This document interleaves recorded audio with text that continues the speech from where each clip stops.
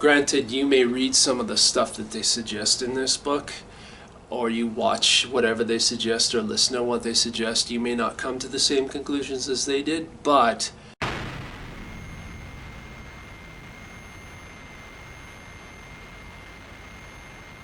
we are here at Tripping on a Cable Studios, and fuck, it must have been a couple of years ago now, a year and a half ago, maybe 2 years ago, I ordered this book. It is the Research 6 and 7 Industrial Culture Handbook. This is a special hardcover edition. I did do a video a long time ago, kind of an unboxing of this, and I had been waiting to read it on a special occasion, and once I reached a certain goal, and I did reach that goal, and so I decided to get myself this book, and I finally read through the entirety of it. If you follow our blog at twitch-official.blogspot.com, we just posted recently. I was halfway through the book. I think it was yesterday that I went through I was halfway through. And I made some comments on that blog. I'll mention them again here.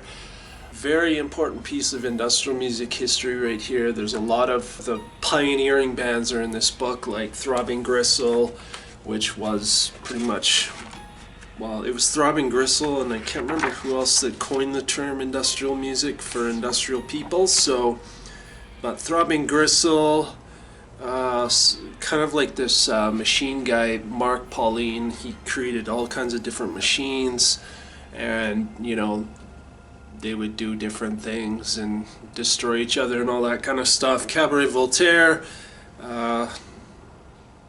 unfortunately Monty Kazaza, Sordid or Sordid Sentimental, SPK, Zev, Joanna Wendt, and there's another little thing in the back of the book, but obviously when I look at industrial music and looking at this piece of history and reading this, you know, like obviously industrial music has evolved, and you know, some of the even in this book they I think by the time this book was written, I think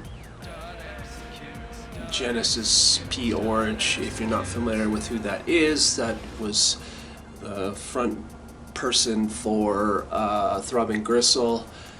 They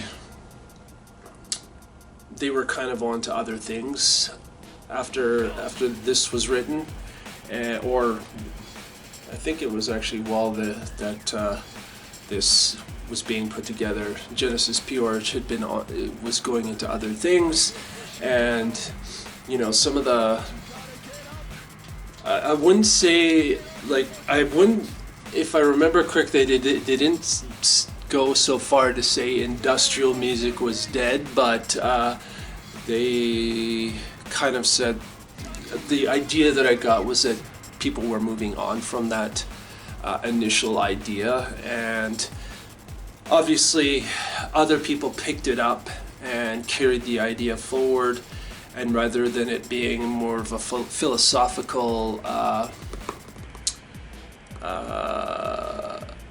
you know, standpoint for most of the pioneering artists involved, it became more of a aesthetic and a kind of like a sound, and obviously things have changed and evolved, and obviously if they didn't, we wouldn't have the scene we have today. And granted, the bands that were the pioneers are very far removed from what industrial music is today, and I would actually say that some of the ideas and some of the initial way of that they went about in presenting some of these ideas are definitely not the same. Like, you know, there's like, you know, the what I got from this book was that industrial music was kind of like anti-music, or you know, it wasn't meant as to be a mainstream thing. Like it never was meant to be that, and you know, it wasn't meant to be a, you know, a highly commercial thing, like you know, like you know, the way metal is now or whatever. And you know, honestly, that has obviously changed because there's a lot of different industrial bands now, and you know, they're the way the scene does things now is a lot different from when it's first started. And you know, rather than, oh, I'm making an artistic statement and I'm presenting these ideas, it's now like, yes, there's the modern artists and musicians are still, industrial musicians are still putting forth ideas, but it has definitely become more commercialized, and that's not necessarily a bad thing. It just means that industrial is definitely not the same as what it used to be. And you know, in here they talk about post-industrial, you know, music or whatever came after industrial music, and that's kind of where we are today, is in this post-industrial music era. I will say though that some of the ideas, the original ideas and stuff that were presented in the beginning of industrial music are still the same, like, you know, an information war and language being a you know, a means of control. And you know, there's obviously artists that today that are still doing things in similar fashions as the pioneers of the scene and pioneers of the genre, but like they're still doing like dataism art, and you know, using cut-ups and creating collages and shit like that. And there's still, some of those ideas are still there, but yes, they're definitely more commercialized now. Obviously, ideas have changed and evolved, and that's good. So I did mention in that blog the other day that I posted that I've been feeling really inspired lately. There's been a lot of excellent conversations with musician friends and lots of ideas rolling around. If you are interested in industrial music history, this is a granted, you don't have to purchase it, but I would say this is highly recommended. I would also say, quite frankly, it is essential. Like there's a reason why it's called the Industrial Culture Handbook, because it is basically a handbook.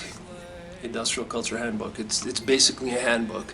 You know, there's some of the bands have posted reference material, and they suggest books, they suggest movies, they suggest music. They have the discographies of these bands. It's like if you want to get a really good idea of what the original industrial music pioneers, the original bands in the first wave of industrial music were thinking and what they're doing, or you want to have an understanding of where they came from, they suggest all kinds of books and music and all kinds of stuff in here, like tons and tons and tons of stuff, so you can have a better understanding of the where they came from, their thought processes, the ideas they're trying to present in the music, and their performances at the time. And granted, you may read some of the stuff that they suggest in this book, or you watch whatever they suggest or listen to what they suggest. You may not come to the same conclusions as they did, but you would have a better understanding of where they came from and stuff. So I will also say I do not like violence, and there is a lot of, well, it's not I wouldn't say this is graphic, but it's definitely there's a lot of it's written so well that some of the imagery that they write about, that Vale wrote about in this book, it's very descriptive, and it's like I don't like violence, and it was actually making me kind of sick. So it was, in certain parts, it was difficult to read this, and it's kind of funny actually, because reading through this, it's like I didn't realize there was that much I get that the idea was that they were trying to shock people into thinking differently and looking at things in a different context and looking at language in a different context and all that kind of stuff. And they used graphic imagery in their performances, or they used animal parts or whatever, dead animals or whatever. I hadn't realized that in the beginning that industrial was that presented in such a shocking and graphic way. And obviously nowadays we're in a way different, there's still artists that still show shocking imagery and stuff, but it's less common. It's not a thing that, the majority of the artists I listen to, not too shocking in their imagery, although it depends too, because Nine Inch Nails was kind of shocking. Not shocking, it was becoming, I don't know if it was Nine Inch Nails stuff was shocking, or if it was just more of, I don't know if I'd consider Nine Inch Nails shocking. Their videos and stuff, I think if you're trying to break taboos, that would make sense for Nine Inch Nails, because of some of the imagery and some of the videos and stuff like that. But I wouldn't say they're shocking. Of course, there's bands that I listen to that don't have shocking imagery or violent imagery, and then there's some that do, which I actually tend to avoid. For instance, Suicide Commando. I have two or three of their albums, or at least I did, and I think if I did get rid of them, I got rid of two of them, and I kept one which didn't have the violent imagery. I just can't remember which album that was, but yeah, it just surprised me. Not surprised me. It was like, oh, okay, I guess, I didn't realize it was that, that graphic or that shocking. Granted, I had heard tales of this performance with Cozy Fanny Tutti and Genesis P. Orge. I think it was one of their Coom Transmission performances, and granted that was a little bit before Throbbing Gristle, but where Genesis is taking a needle and I think they were taking blood and then injecting it into milk, and then taking it out of milk, and then Genesis was shoving it up his ass, and then injecting it into his ass or whatever. So I knew there was rumors about that, but in here it's fairly evident that did happen. At least that's what it comes across as, is that because they actually get into that whole performance where Genesis had done that. But I guess I hadn't realized it came from such a direction like that. I hadn't realized it. And it's kind of funny because when I look at my own music, it's my music is positive. It's, I don't like the violence. I'm always trying to,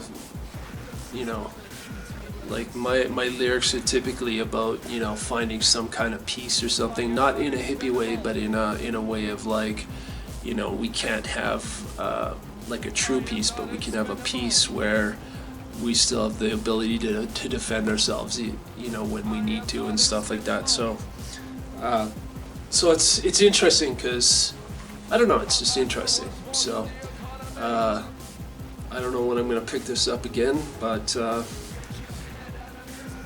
lots of inspiration, lots of ideas. Obviously, a lot of shit that I wouldn't do. But yeah, I would say this is essential reading if you're an industrial music fan and you want to know about the history of industrial. I'm sure every person that, well, not actually, no, I've only seen maybe one person on YouTube that has suggested this book. I will suggest it as well. This is essential reading. I hope you folks are doing well, and we'll see you in the next video.